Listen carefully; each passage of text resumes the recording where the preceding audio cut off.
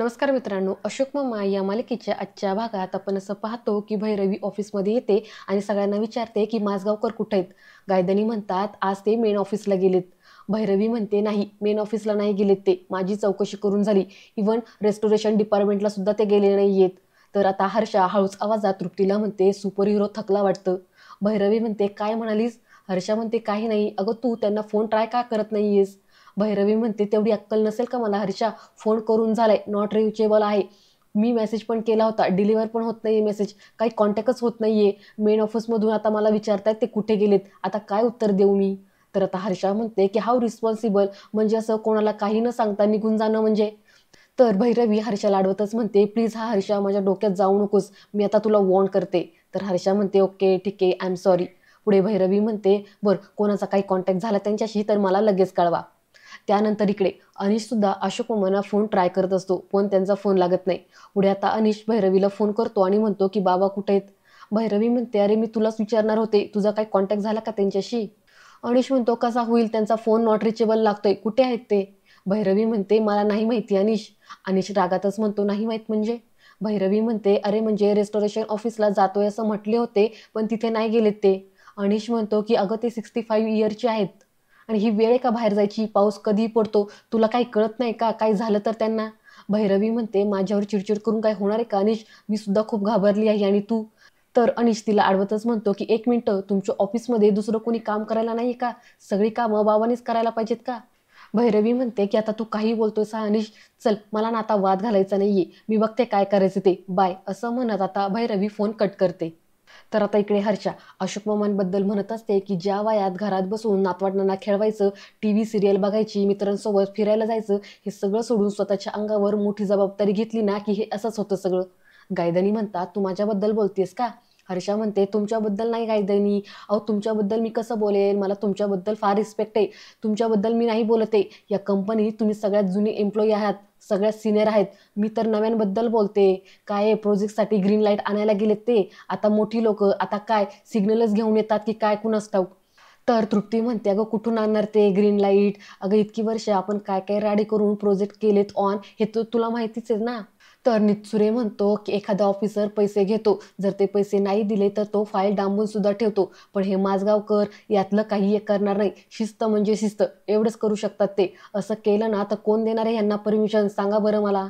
हर्षा म्हणते अरे ते लाख बोलतील, मी परमिशन आणतो, पण भैरवी आणि अर्जुन त्यांना का बरं हो म्हणाले?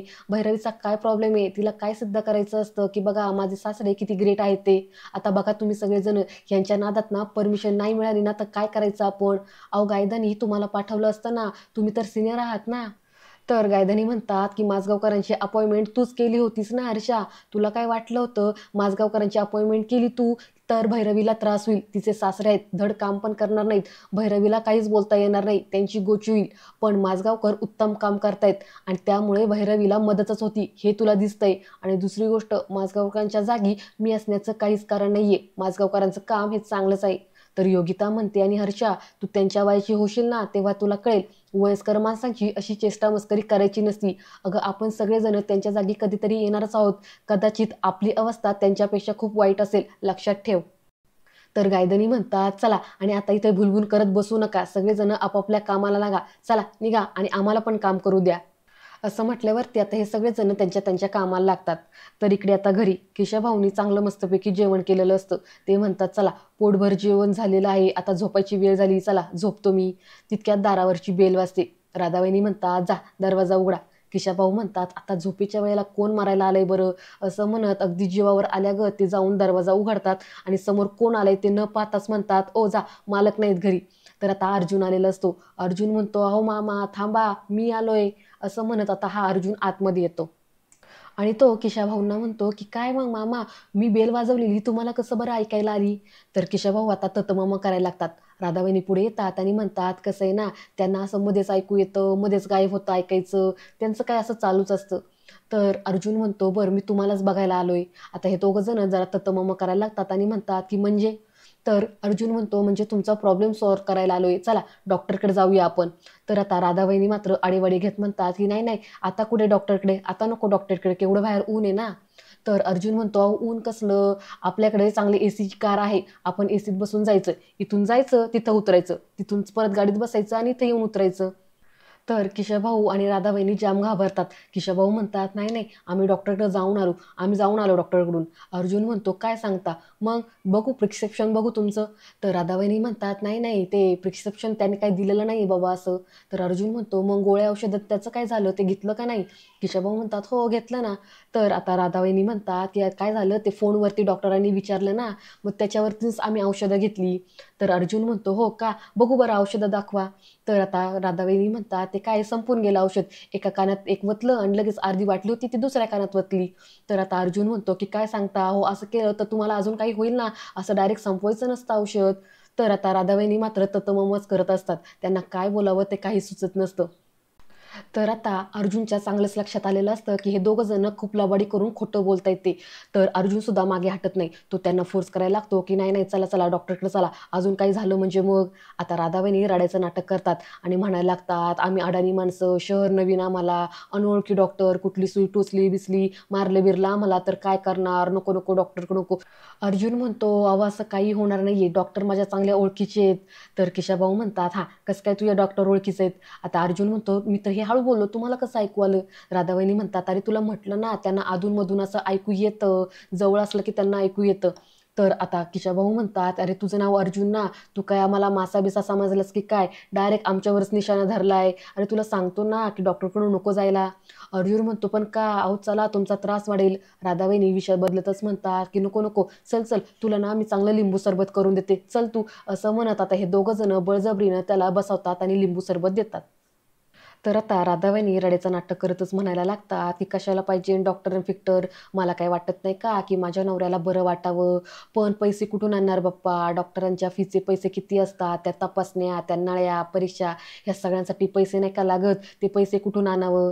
तर आता किशाभाऊ पण मोठ्यानेच रडत म्हणायला लागतात, की "जमीन-जुमला सगळं काही विकून टाकलं. आता आमच्याकडे काहीच राहिलं नाही. दीड दमडीसुद्धा आमच्याकडे राहिली नाही." तर राधाबाईंनी म्हणतात, "हां ना, इथं आम्ही आशातासारखे राहतोय भाऊजींच्या घरामध्ये. त्यांनी तरी कोण कोणाला सांभाळायचं? आता त्या पोरांना पण सांभाळतायत, आमचे पण बघतायत, त्या पोरांची शाळा, त्यांना पेन, पेन्सिल ह्या सगळ्याला पैसा नाही लागत का? ह्या सगळ्यासाठी पण पैसे द्यायला लागतात. त्यात आमचं रडगाणं कुठं सांगायचं?" किशाभाऊ पण म्हणतात, की "हां, आम्ही पण बसतो असं कोपऱ्यामध्ये, एकदम गप्प बसून राहतो, मेलो तो मेलो, एवढं काय?" तर आता अर्जुन त्यांना म्हणतो, की "हे बघा मामा-मामी, एवढं काही नाही हां, आणि कान दुखत असल्याने ऐकू जर येत नसलं, तर कुणी लगेच मरत नाही बरं का." राधाबाईंनी म्हणतात, की "तुला म्हणून सांगते, कोणाला सांगू नकोस. पण ह्या घरामध्ये सकाळ ते संध्याकाळपर्यंत मी दिवसभर काम करते. रात्रीच्या वेळेलाच मला तेवढा काय आराम मिळतो. आणि ही टिल्ली-टिल्ली, इवली-इवलीशी पोरं माझ्यावरती हसतात, माझी चेष्टा करतात, मला किती त्रास देतात आणि सोसायटीतील लोकं तर त्यांच्यावरची. त्यांचं तर कोणाला सांगायलाच नको. कुष्टी तोंडाची माणसं आहेत ही इथली. सगळीजणं आमच्याकडे टुकू-टुकू पाहतात आणि आमच्याकडे अशी बेशर्मासारखे पाहत बसतात. पण आम्ही कोणाला काहीही बोलत नाही. किती सहन करतो आणि त्यात आता आम्हाला एवढं घर छप्पर दिलेले राहायला म्हटल्यावरती आम्ही हे सगळं काही सहन करून गप राहतो. त्यात कुठं आता डॉक्टरकडे जाऊन पैसे घालवायचे आणि भाऊजींकडे पैसे मागायचे." अर्जुन म्हणतो, "अहो पण तुमचे नातेवाईक असतीलच ना, त्यांच्याकडून घ्या पैसे." राधाबाईंनी म्हणतात, "कसले नातेवाईक? फक्त नावाला नातेवाईक आहेत. पैसे द्या म्हटलं की सगळेजण हात वर करतात. कुणी कामाला येत नाही." आता अर्जुन म्हणतो, "ठीक आहे, मी देतो तुम्हाला पैसे." आता किशाभाऊ आणि राधाबाईंनी फार खुश होतात. तरी पण राधाबाईंनी म्हणतात, "नाही, नाही, तू नको एवढे पैसे देऊस. फक्त कामापुरती जेवढे पैसे लागतील तेवढे दे." अर्जुन म्हणतो, "नाही, नाही, मी तुमच्या हातावरती पैसे देणार नाही. उपचारासाठी देणार आहे पैसे. ट्रीटमेंट कशी करणार आहे तुम्ही? मी तुम्हाला घेऊन जातो. कसं आहे, तुम्ही भैरवीचे नातेवाईक आहेत ना, तुम्हाला असं वाऱ्यावरती सोडून चालणार नाही. अहो मामा, जसा-जसा तुमचा त्रास होईल ना, तसं-तसं तुम्हाला हिअरिंग लॉससुद्धा होईल. मी रिसर्च केलंय." आता किशाभाऊ म्हणतात, "काय, काय हिअरिंग लॉस काय असतं ते?" तर अर्जुन म्हणतो, की "अहो मामा, हिअरिंग लॉस थोड्या दिवसानंतर देवसुद्धा तुमचं ऐकणं बंद करेल." आता राधाबाईंनी हळूच म्हणतात, "आता देवानेच कांडी फिरवली तर मिळतील पैसे, नाहीतर काय?" आता अर्जुन हे ऐकतो आणि म्हणतो, की "अहो मामी, देवाने कशाला पाहिजे कांडी फिरवायला? तुम्ही स्वतःच कांडी फिरवली ना, तर भरपूर पैसे मिळतील तुम्हाला." आता हे ऐकल्यावरती हे दोघं जण कानटाव करतात आणि म्हणतात, "कसं काय?" किशाभाऊ पण पुढे येत म्हणतात, की "कसं काय?" तर आता अर्जुन म्हणतो, "तुम्हाला कसं काय ऐकवलं? मी तर हे किती हळू बोललो." किशाभाऊ म्हणतात, "नाही, ते कसं आहे ना, जवळ असलं की ऐकू येतं." राधाबाईंनी म्हणतात, "ते चष्मा नसतं का जवळचा आणि लांबचा, तसं आहे, जवळ असलं की यांना ऐकू येतं." तर पुढे आता अर्जुन म्हणतो, की "हे बघा, मला तुमचा हा स्वभाव आवडला बरं का. तुम्ही कसं स्वाभिमानी आहेत. तुम्हाला म्हणून सांगतो, कोणाला सांगू नका. मी पण स्वाभिमानांनाच नेहमी मदत करत असतो. पैसे कसे मिळवायचे ना त्याचा मग तुम्हाला तिसरा मार्ग सांगतो. आता हे दोघं जण फार खुश होतात आणि कानटाव करून अर्जुनचं बोलणं ऐकू लागतात. त्यानंतर आता सीन चेंज होतो. इकडे अशोक मामा रमेश वडावरकरच्या घरी आलेले असतात. आता हे वडावरकर अशोक मामांना म्हणतात की माजगावकर, तुम्ही असे माझ्या घरी येऊन पेपर्सवरती सह्या घेऊ शकत नाही. अशोक मामा म्हणतात, मी नाहीच घेणार आहे. मी तुमच्या ऑफिसमध्ये जाऊन रीतसर सही घेणार आहे. मला इथे सही नकोय, मला इथं उत्तर हवंय. तर वडावरकर म्हणतात की तुमच्या प्रश्नाला उत्तर द्यायला मी बांधील नाहीये. अशोक मामा मोठ्या आवाजातच म्हणतात की 1,00,000% बांधील आहात. तुमच्यामुळे आमच्या कामाचा खोळंबा होतोय. कशासाठी? तर टेबलच्या खालून मिळणाऱ्या 4 दिडक्यांसाठी. तर वडावरकर रागातच म्हणतात की माजगावकर, तुम्ही माझ्यावरती आरोप करताय आणि पर्यायाने डिपार्टमेंटवरती सुद्धा. अशोक मामा म्हणतात, अजिबात नाही, कारण मी सुद्धा त्या ऑफिसमध्ये काम केलंय. तर वडावरकर म्हणतात, मला माहिती आहे तुम्ही एक प्रामाणिक ऑफिसर म्हणून प्रसिद्ध आहेत आणि आत्तासुद्धा आहात. तर अशोक मामा म्हणतात, आणि दुसरीकडे तुम्ही मात्र कामाला एवढा वेळ लावतायत, दिवसभर फोन उचलत नाही का? कारण तुम्हाला भस्म्या लागलाय, पैसे खाण्याची तुम्हाला सवय लागली. असं करू नका. फक्त 1 तास सचोटीनं वागून बघा. जिथे तुम्हाला आज जे माझ्याकडे बघताना शरम वाटते ना, ती वाटणार नाही. रिक्वायरमेंट चोख पूर्ण आहेत, पेपरवर्क तयार आहे. आम्ही चांगली कामं करतो, अगदी साफ कामं करतो. आमच्या कामात उगाचच अडथळे आणू नका, नाहीतर आम्हाला तुमच्यावर कायदेशीर कारवाई करावी लागेल. आता निर्णय तुमचा आहे. आता तुम्ही सांगा, मी ऑफिसमध्ये जाऊ का थेट कोर्टात जाऊ? आता असं म्हटल्यावरती हे वडाळकर जरा घाबरतात. त्यानंतर आता अनिश देसाईंना विचारतो की देसाई, आमचा किशा मामा तुम्हाला सोसायटीच्या ऑफिसमध्ये भेटायला आला होता का? देसाई म्हणतात की हो, आले होते ते. अनिश जरा रागातच म्हणतो, काय झालं तुमच्यामध्ये बोलणं? काय बोललात तुम्ही? आता देसाई जरा घाबरतात. त्यांना वाटतं की किशा भाऊनी रिडेव्हलपमेंटबद्दलचं जे काही बोलणं झालं होतं ते जाऊन यांना घरातल्यांना सांगितलं की काय. पुढे देसाई अनिशला म्हणतात की हे बघ अनिश, अरे जरा तू समजून घे. गोष्टी अशा ना जरा सेन्सिटिव्ह असतात. अशा उभ्या उभ्या चालता बोलल्याने ना गैरसमज होऊ शकतो, भांडणं होऊ शकतात, वाद होऊ शकतो, आणि ते मला नकोय. म्हणून मी तुला रिक्वेस्ट करतो की आपण ऑफिसमध्ये जाऊ आणि ऑफिसमध्ये बसून बोलूया. चल, मी तुला सगळं काही सांगतो. असं म्हणत आता देसाई अनिशला सोसायटीच्या ऑफिसमध्ये घेऊन जातात. त्यानंतर आता इकडे घरी अर्जुन राधावहिनी आणि किशाभाऊला गणवायचा प्रयत्न करत असतो. तो म्हणतो की सांगा, तुम्हाला खूप मोठं श्रीमंत व्हायचंय का? तुम्हाला आयुष्य आरामात जगायचंय का? तुम्हाला असं बंगल्यात तुमचं आयुष्य आरामदायी घालवायचंय का? आता हे दोघं जण पण खुश होतात आणि म्हणतात, हो हो, आम्हाला असंच घालवायचंय, आम्हाला खूप श्रीमंत व्हायचंय. अर्जुन म्हणतो की त्यासाठी माझ्याकडे एक आयडिया आहे. हे दोघं जण म्हणतात, सांग सांग काय आयडिया आहे ते? तू म्हणशील ना ते करू आम्ही. तर अर्जुन म्हणतो, नाही, पण जर मी आयडिया तुम्हाला सांगितली आणि तुम्ही दुसरं कोणाला जाऊन सांगितलं तर? राधावहिनी आणि किशाभाऊ म्हणतात, नाही नाही, आम्ही कशाला असं करू, आम्ही कोणालाही काही सांगणार नाही, तू फक्त आयडिया सांग. अर्जुन म्हणतो, नाही नाही, मला नाही तुमच्यावरती एवढा विश्वास. त्यासाठी ना आपण एक गेम करू. आपण आहे ना एकमेकांना एकमेकांचं सिक्रेट सांगू, त्याच्यामुळं आपण असं एकमेकांसोबत लॉयल राहू. मी माझं एक सिक्रेट तुम्हाला सांगतो, तुम्ही तुमचं एक सिक्रेट मला सांगा. तर आता याच्यावरती राधावहिनी तयार होतात. तर अर्जुन विचारतो, तुमचं एक सिक्रेट सांगा. राधावहिनी म्हणतात की हे बघ, मी ना आतापर्यंत सगळ्यांना सांगते की मी 35 वर्ष शिक्षकाची नोकरी केली, 35 वर्ष शिक्षिकेची नोकरी केली. पण मी 35 वर्ष नाही केली, मी फक्त 3-4 वर्षच नोकरी केली. ते काय झालं ना, मी आमच्या शाळेमध्ये ना झोपा करायची, पोरांना शिकवायचीच नाही. मग शाळेतल्या पोरांनी त्यांच्या आईवडिलांना कंप्लेंट केली की मी पोरांना शिकवतच नाही. मग त्यांच्या आईबापांनी आमच्या हेडमास्टरकडे कंप्लेंट केली की ही बाई शाळेत शिकवत नाही, झोपा करते. त्याच्यामुळं मला नोकरीवरून काढून टाकलं. तर अर्जुन म्हणतो, हाय, याच्यात काही मजा नाही, असं मोठं काहीतरी सिक्रेट सांगा. आता राधावहिनी आणि किशाभाऊ जरा दबकतात, ते काही सांगायला तयार नसतात. तर अर्जुनच म्हणतो की मी सांगू का एक तुमचं सिक्रेट? ह्याला ऐकू येते का नाही? मामांचा कान व्यवस्थित चालू आहे, त्यांना सगळं काही ऐकू येतं. आता हे ऐकल्यावरती हे दोघं जण जरा घाबरतातच. पुढे अर्जुन म्हणतो, बरं चला, आता मी तुम्हाला माझं एक सिक्रेट सांगतो. तुम्हाला माहिती का, ह्या बिल्डिंगच्या खाली ना खूप असं मोठं गुप्तधन आहे. खूप साऱ्या तिथे हंडी ठेवलेली नाण्यांची. आता हे ऐकल्यावरती ह्या दोघांना थोडा विश्वास बसत नाही. तर अर्जुन म्हणतो, अहो माझा बिझनेस कसला, हेरिटेज प्रॉपर्टीचा, त्याच्यामुळं मला हे सगळं काही माहीत असतं, कुठं कोणतं गुप्तधन ठेवलेलं आहे ते. आता असं म्हटल्यावरती ह्या दोघांना जरा विश्वास बसायला लागतो.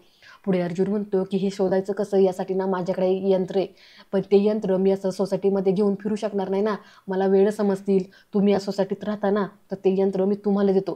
ते तुम्ही या बिल्डिंगमधून फिरवा, म्हणजे आपल्याला कळेल की ते गुप्तधन कुठे आहे ते. मग आपल्याला ते गुप्तधन भेटलं की ते आपण अर्ध अर्ध वाटून घेऊ. बोला, तयार आहात का? आता असं म्हटल्यावरती राधावहिनी आणि किशाभाऊ जरा तयार होतात. पुढे अर्जुन हात करतो आणि म्हणतो, मग तुम्ही आहात का नाही माझ्या टीममध्ये?